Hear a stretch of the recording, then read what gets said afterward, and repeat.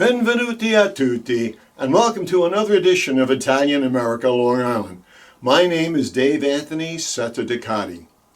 In this edition, we're going to be speaking to one of my favorite authors and a colleague of mine for many, many years, Mr. Michael Lomonico. Mike, thank you for coming back to the show once again. Thank you, Dave. You've been on the show many times. You're such a wonderful author. You have a new book, and how many books have you written? It's the third book. This is your third book. Right. Now, I'm going to guess that this is probably one of your favorite books that you've done? Yes. The first two were dealt with Shakespeare, and one was called The Shakespeare Book of Lists, and the other one was a young adult novel called That Shakespeare Kid. So it was something that I had been working on a long time and studying Shakespeare and teaching it. But then I decided I needed to do something more personal. So that's where this new book came out. Right. I might add that you are not only an educator, a Shakespearean scholar, and an author. I mean, you're such, and also a wonderful cook. You're so talented, once again. So we have your book, Brooklyn to Yellowstone, A Civilian Conservation Corps Odyssey. So I know in previous conversations you've told me that the original title was going to be Brooklyn Rules. Right. Why don't you tell me about the change and what the Brooklyn Rules means and why you changed it? Yes, I had a colleague who was reading a very early draft of the book, and she said what she thought was really smart and really interesting was the rules section. There's a whole section, which I'll talk about in a bit, that were unwritten rules that young Italian men had to follow in the 1930s. And she thought that was going to be the key to writing the book. And it still is, but it's not. I thought the title was just too obscure to say Brooklyn Rules. First of all, it could be sounded like a sentence, like Brooklyn Rules. Oh, okay, okay, yeah. Mm-hmm. Or it just sort of changed the tone of what I was trying to get. And what I really wanted to talk about was the journey that my father took in this book, and I'll talk about the specifics, from Brooklyn to Yellowstone National Park, and then back again to Brooklyn. A wonderful, wonderful thought process that you had there, and very apt. So this takes place during the Great Depression. Yes. Why don't you tell us a little bit about the CCC, the Civilian Conservation Corps, and the Great Depression in general? Because many of our younger viewers won't even know about the Great Depression. Well, right, and they should. So in 1929 is the beginning of the Great Depression, and at that point, everybody is losing their jobs, and people are homeless. People couldn't pay their mortgage anymore, and they became homeless. So it was really a horrible time. There was these people who were homeless ended up getting together with other homeless people and building these cities out of tents and stuff, which they called Hoovervilles. Hoover was the person who they felt was responsible. Was responsible for the Depression. So they set up these things. So there was a lot going on. And in 1933, the new president comes in. That's Roosevelt, Franklin D. Roosevelt, and he, among other changes, he makes some incredible changes to save the country. But one of the things he creates is something called the Civilian Conservation Corps. And what it was an organization for young men who were out of work, whose families were out of work. And it would bring them to various places across the country. There were CCCs sent in 48 states as well as territories. So these people were trained for a while, and then they would be sent to these places mainly to do conservation work, planting trees, building dams, building roads, all sorts of projects that they had.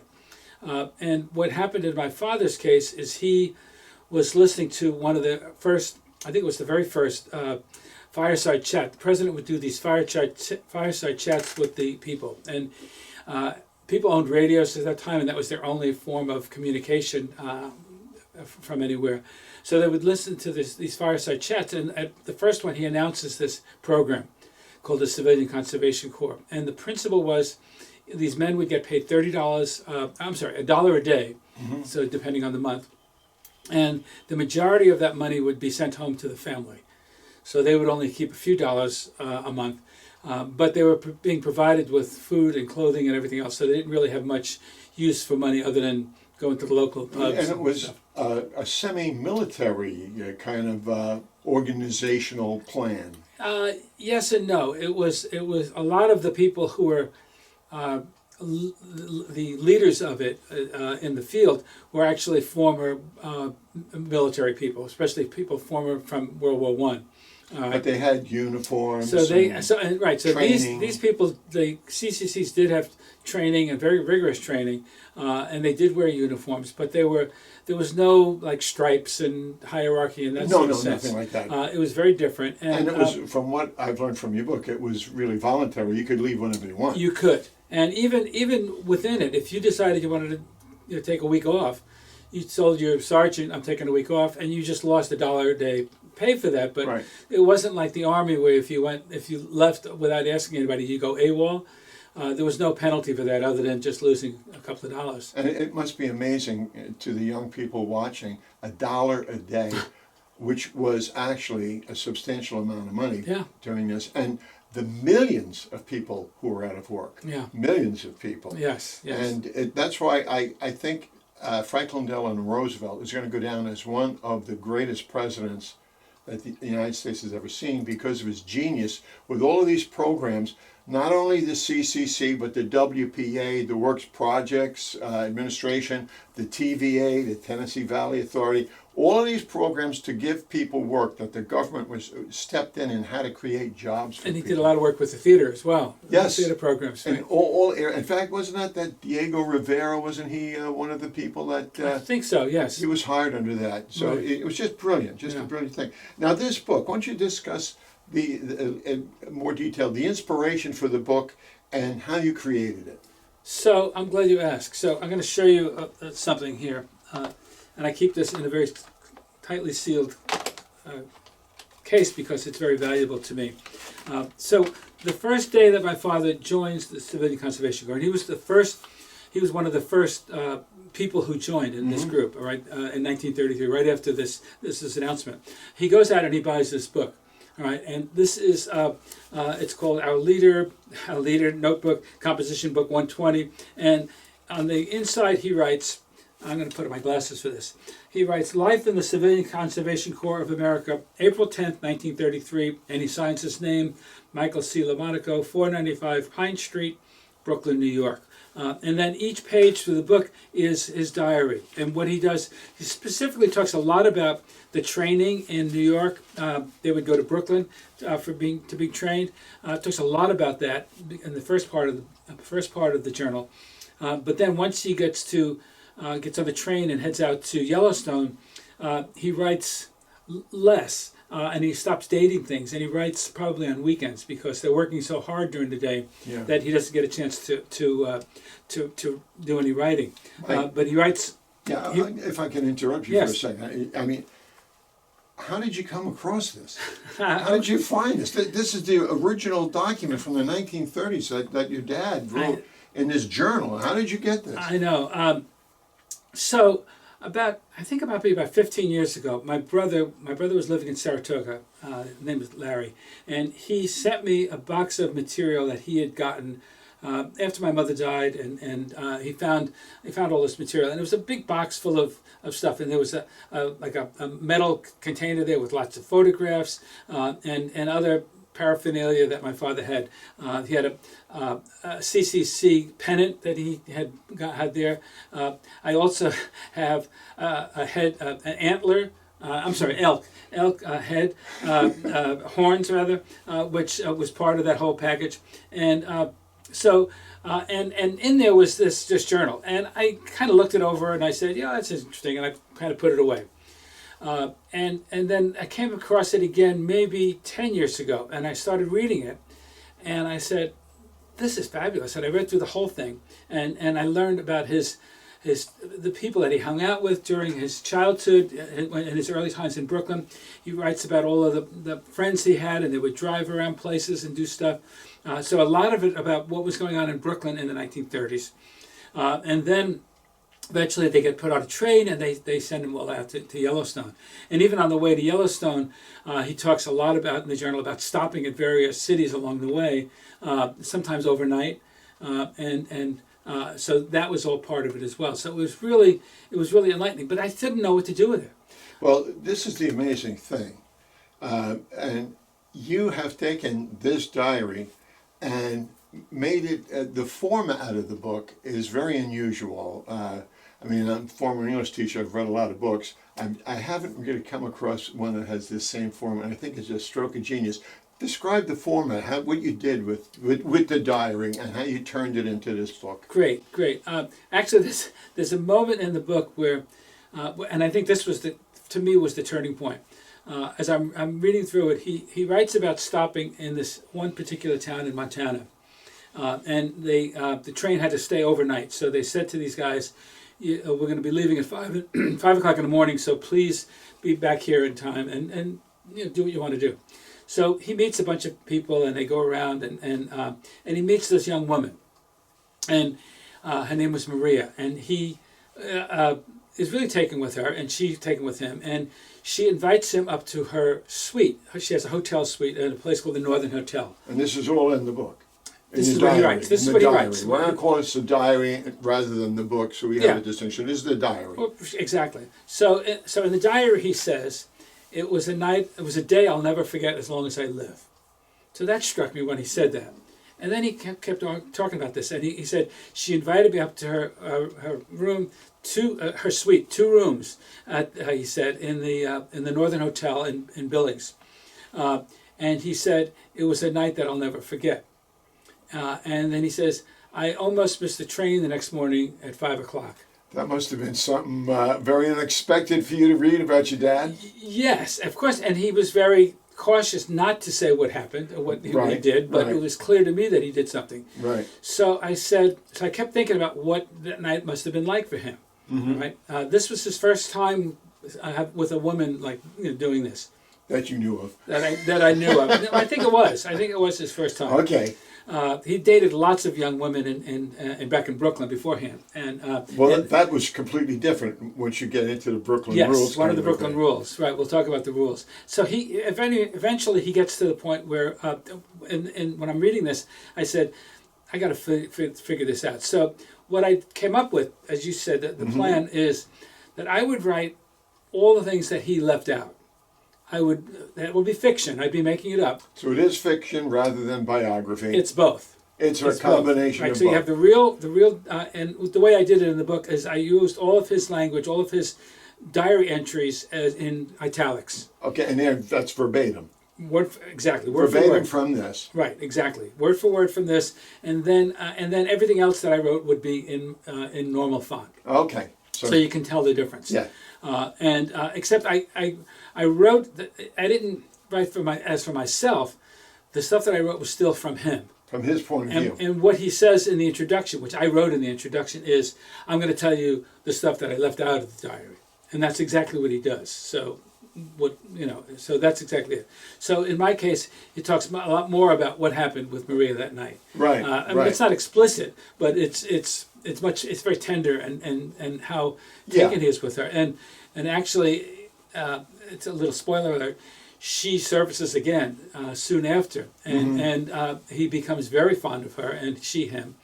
And at some point in the book, she invites him to go out to California for the weekend. And she has a car. She drives her father's car. They drive all the way out from Yellowstone to California.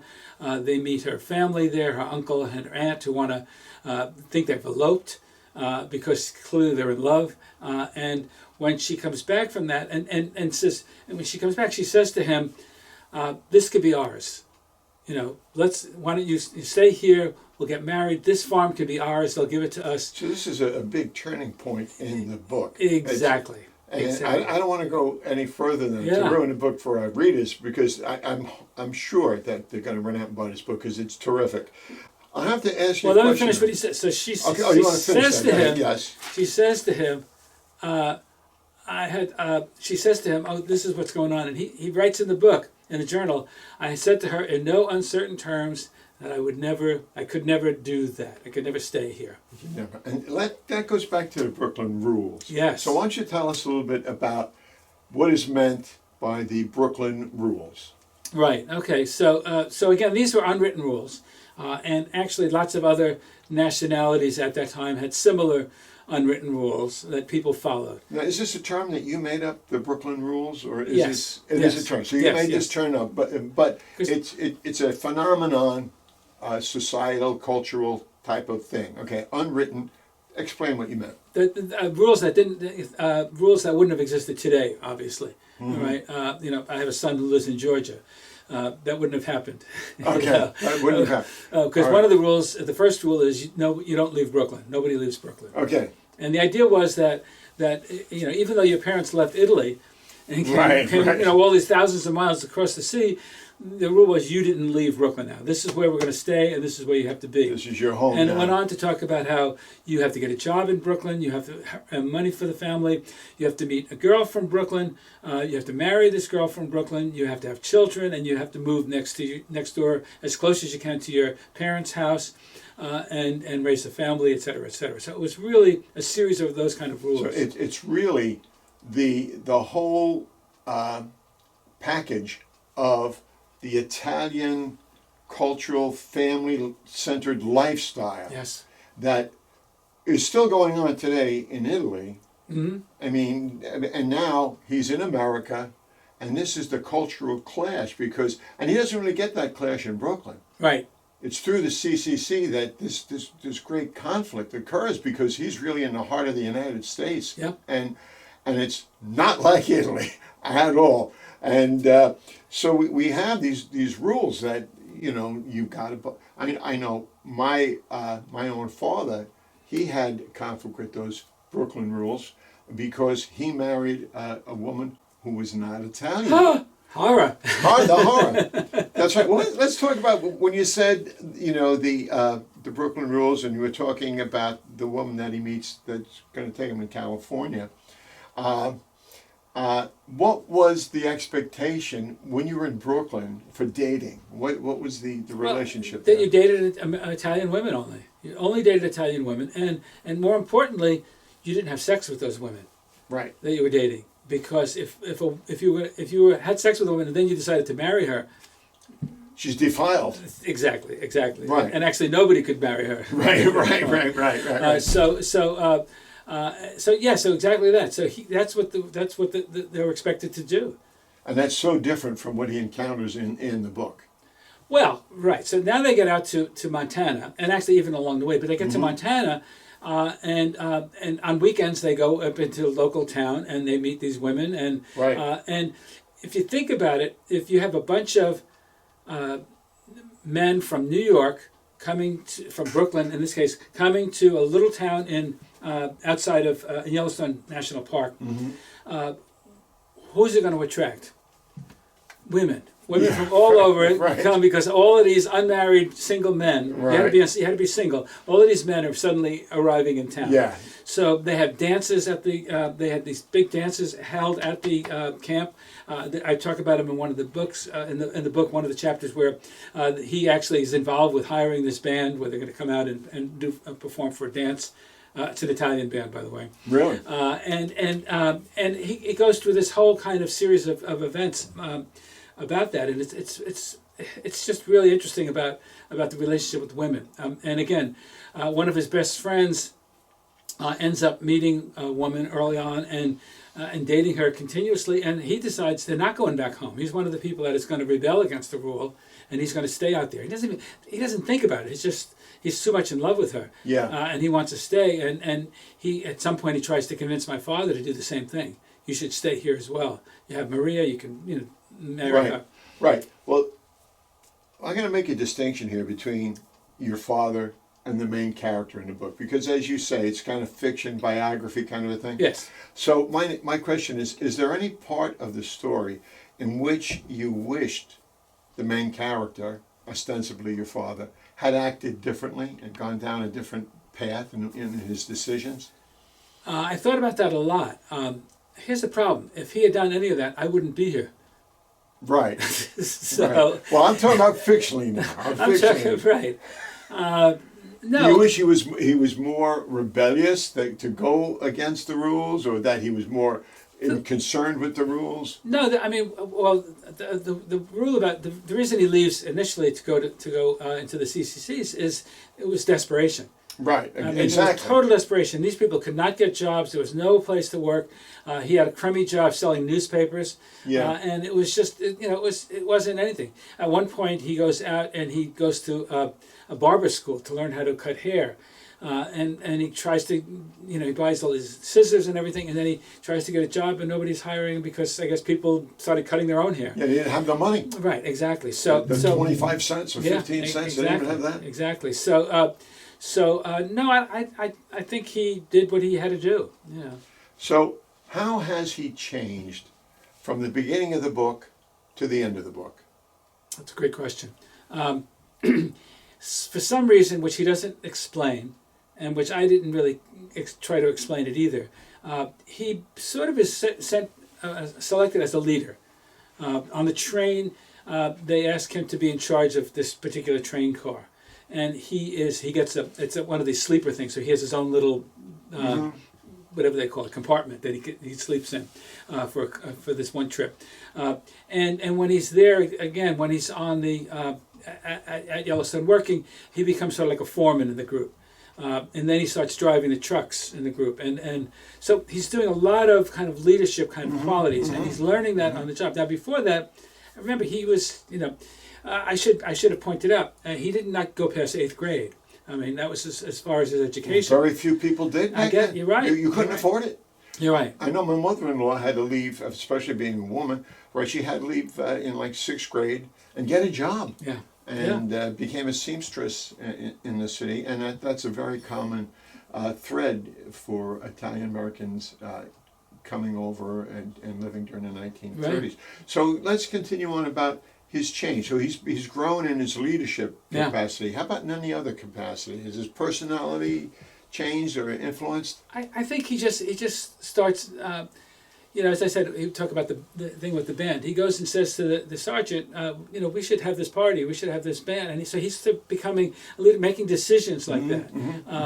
And being very concerned. He has two things that are going on in his life, in real life. One is his father is out of work, and his father is going through some serious depression because he can't get a job. Yeah. And so he cares a lot about that.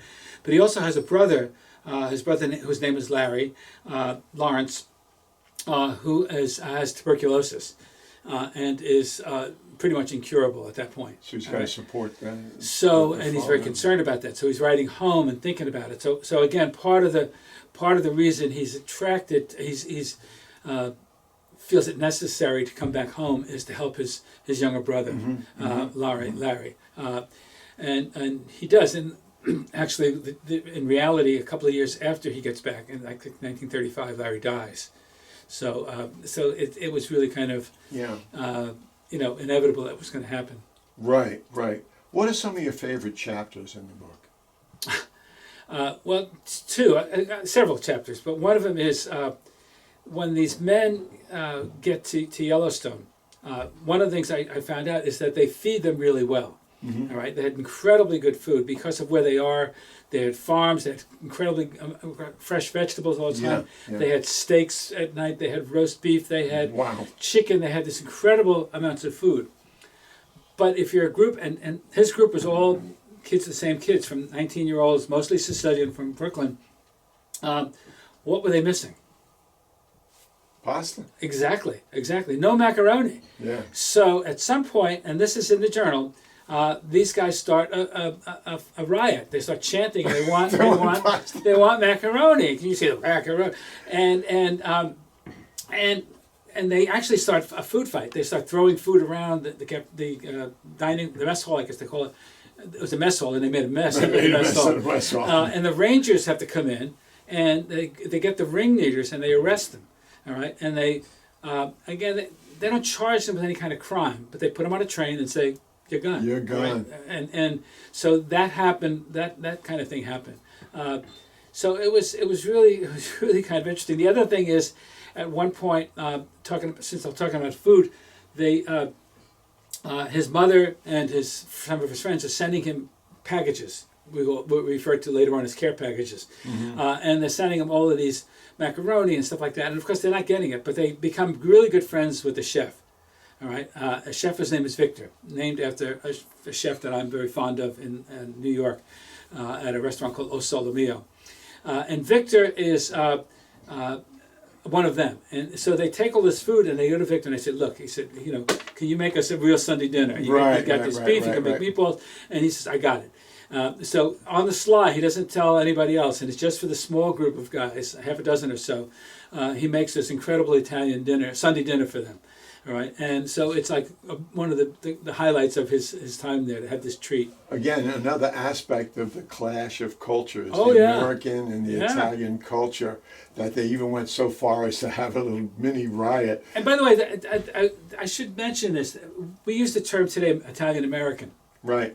They never used that term. What did they When use? I grew up, we were Italian. Just Italians. We were Italian, and the other people, anybody not Italian, was American. Right. All right. Right. So it was that kind of a thing, and I talk a lot about that kind of, and especially in the early part of the book about the discrimination that young Italians faced. Yeah. Well, this book has really resonated with me because my own father was in the CCC, and so is my wife's father. Right. And it's just a great part of Italian American heritage. But I have one final question for you, Mike. How has this book changed you personally? How has it affected your life? That's a great question. It first of all, it really. My father died when I was 19 years old.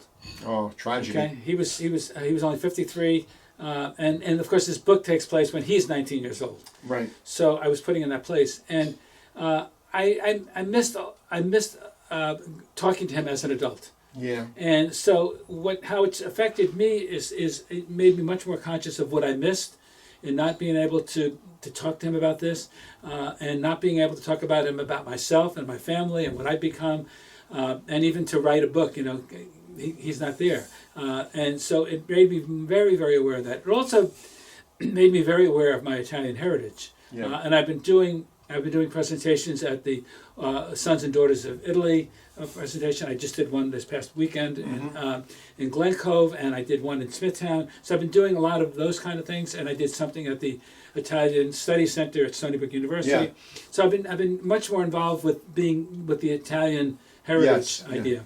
We're running short on time, Mike, but I want the final question. Where can you get this wonderful book?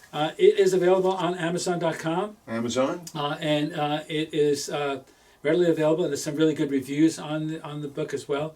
Libraries have been buying it as well, but they buy it not through Amazon, they buy it through a company called Ingram. And can people get it in a bookstore, or? Some bookstores are buying it. Ingram is the company that sells books to bookstores and libraries. Okay. So some have it, but mostly it's going to be there as on digital as well as. Okay. So Amazon is the way to go. Yes.